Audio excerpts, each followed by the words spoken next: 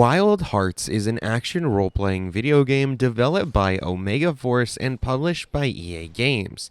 It's currently available as a trial through Game Pass as well as through EA's gaming subscription service. The game follows an unnamed hunter as he goes through feudal ancient Japan, taking on various different wild beasts known as kimono. On top of that, you can go through and collect what's known as threads, and then these threads can be used to conjure up various different things, from forges to jump boxes and everything else in between.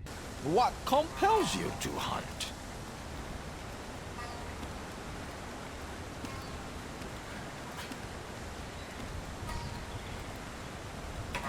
You hunt for riches.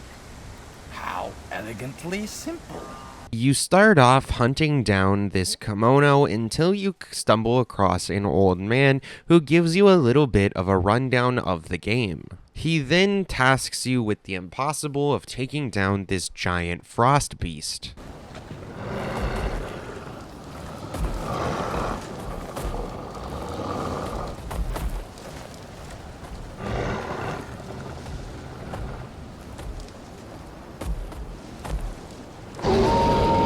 After fighting this frost beast and getting heavily injured, the ground beneath you starts to move and it's revealed that you're standing on top of a giant beast.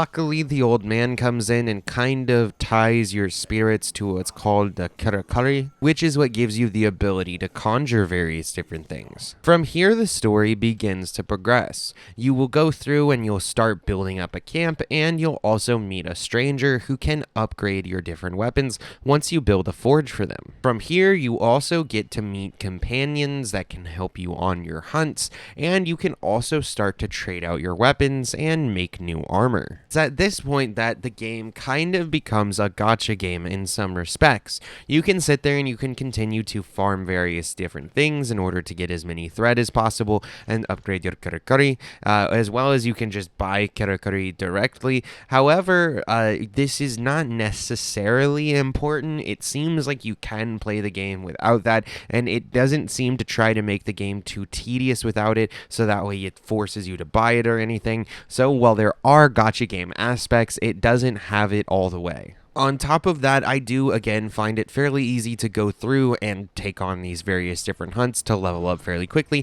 and it's pretty easy to go through and get a bunch of the different materials that you need in order to build various different weapons, armor sets, or to expand on your camp.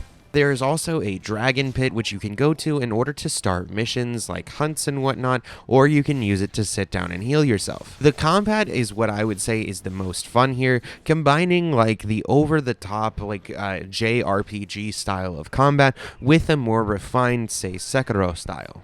Another place that this shines is just generally the environments and the beasts themselves. It really does feel like you're out in this foreign wilderness that you don't really have much of a grasp on, but you slowly try to whittle away at. And on top of that, the soundtrack is absolutely phenomenal, making it really feel as if you're in these serene areas until an enemy arises, and then all of a sudden the music switches very quickly and everything starts to get a lot more hectic.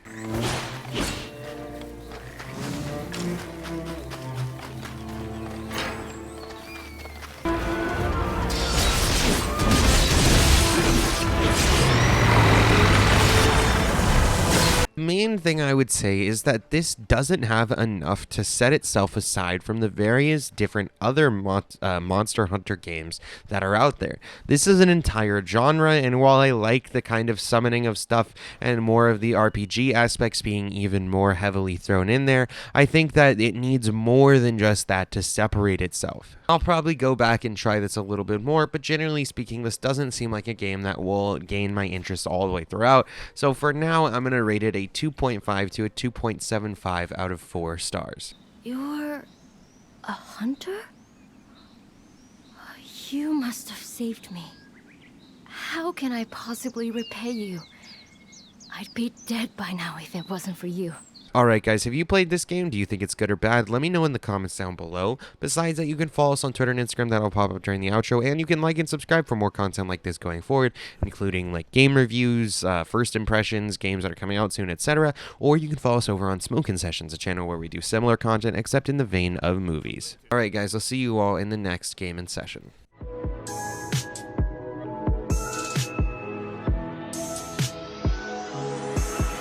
Space out of my head to the depths of the universe. It's a spell or a chance just to open up.